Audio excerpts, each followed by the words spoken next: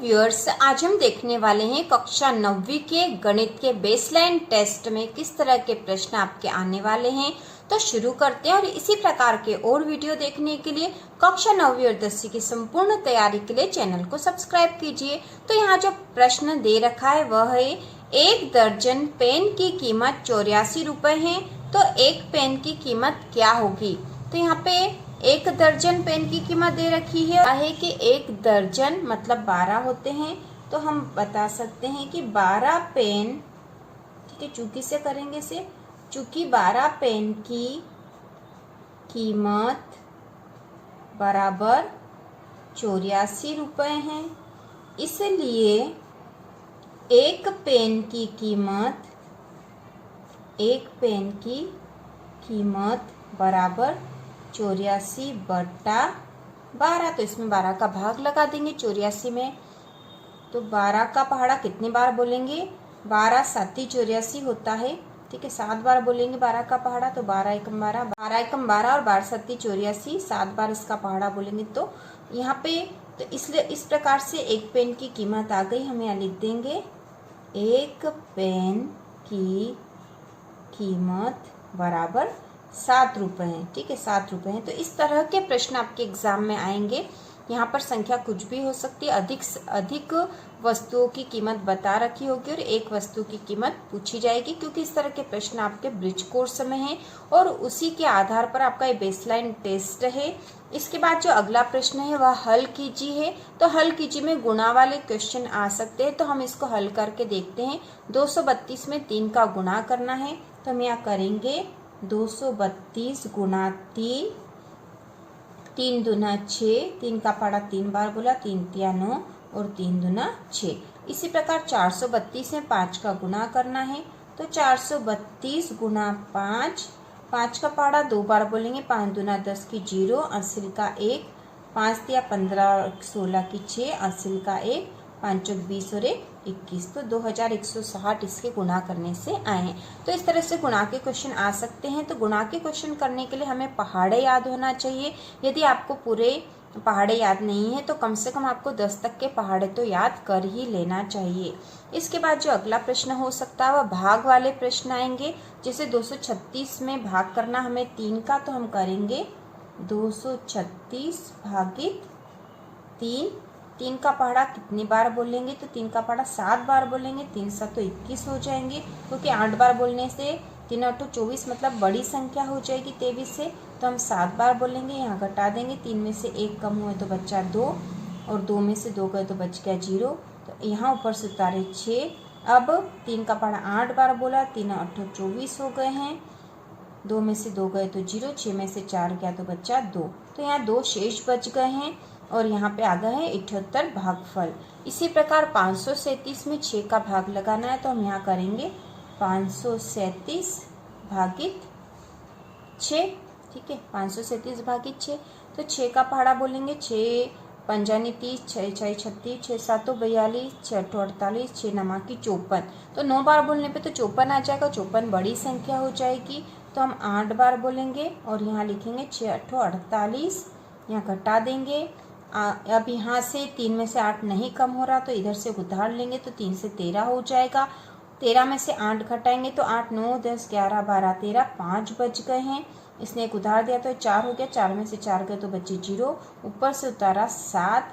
अब 6 का पहाड़ा कितनी बार बोलेंगे, 6 का पहाड़ा हम बोल देंगे 9 बार, 6 9 की 54 होते हैं, ये घट जाएंगे, 4 यहाँ पे 4 है और यहाँ ऊपर 7 है, तो 7 में से 4 कम करेंगे तो बचेंगे 3 और यहाँ हो जाएगा 0, तो ये 3 जो है ये शेष बच गया है और ये जो 90 आया है ये है भागफल, ठीक है, भागफल आ गया है यहाँ पर, तो ये इसका आंसर है और ये इसका आंसर है। इसके बाद अगला जो प्रश्न है भिन्न के जोड़ और घटाव वाले क्वेश्चन आपके एग्जाम में आएंगे बेसलाइन टेस्ट में, क्योंकि आपके ब्रिज कोर्स में भी है और यह एक दक्षता है जो कि आनी चाहिए। भिन्न के जोड़ और घटाव, तो यहाँ पे कोई सी भी संख्या हो सकती है, इसको किस तरह से हल करना है यह हमें आना चाहिए।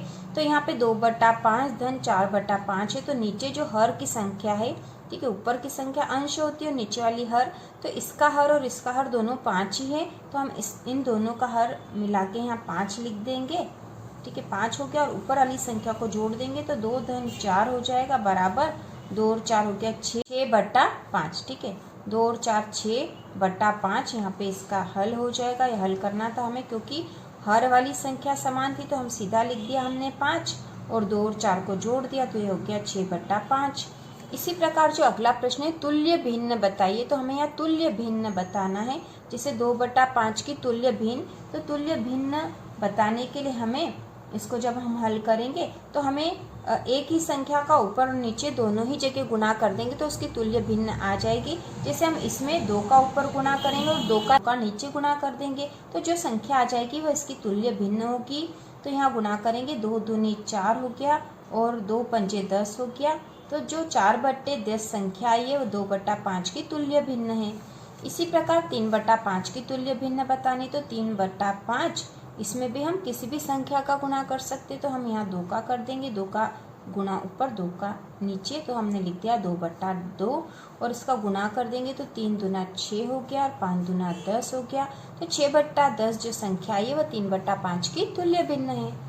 अब इसके बाद अगला प्रश्न है संख्या रेखा पर निम्नलिखित संख्याएं दर्शाइए। तो यह भी इम्पोर्टेंट क्वेश्चन है जो कि आपके बेसलाइन टेस्ट में आ सकता है।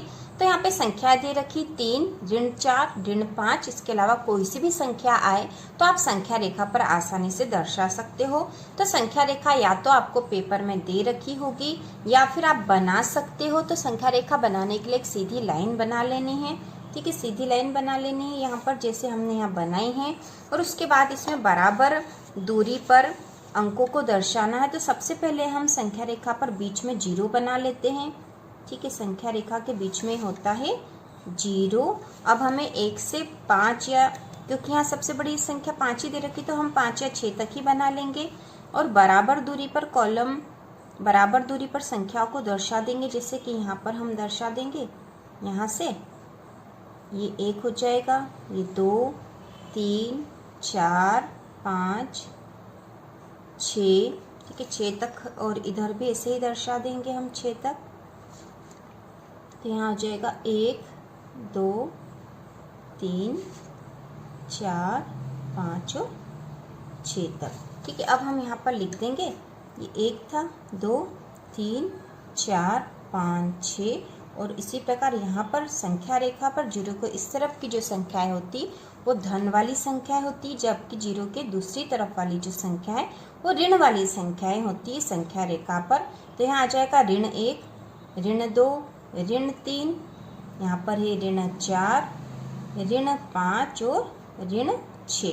तो इस प्रकार हमने यहाँ पे संख्याएं बना दी। अब हमें जो संख्या दर्शानी है वो है, सबसे पहले हमें दर्शानी 3, तो यहाँ पे है 3, तो हम यहाँ लिख देंगे 3 यहाँ पर है। ठीक है, ये दर्शा दिया हमने 3 पहले नंबर का। फिर उसके बाद है ऋण 4, तो ऋण 4 है यहाँ पर 0 के इस तरफ क्योंकि इधर तो धन वाली संख्या है, इधर आएगी ऋण 4। तो यहाँ पे दूसरे नंबर का जो ऋण 4 है वह यहाँ हमने दर्शा दिया। इसके बाद है ऋण 5, तो ऋण 5 यहाँ पर है। ठीक है, यहाँ पर है तो हम यहाँ तीसरे नंबर का ऋण 5 यहाँ दर्शा देंगे। या फिर एक ही संख्या दर्शानी हो तो आप सीधे ऐसे ही निशान लगा के बता सकते हो कि यहाँ पर वो संख्या है। तो इस प्रकार संख्या रेखा पर हम कोई सी भी संख्या दर्शा सकते हैं। बहुत आसान है यह और आपके बेसलाइन टेस्ट में आसान ही प्रश्न आएंगे। तो इसी प्रकार के और वीडियो देखने के लिए कक्षा 9वीं की संपूर्ण तैयारी के लिए चैनल को सब्सक्राइब कीजिए।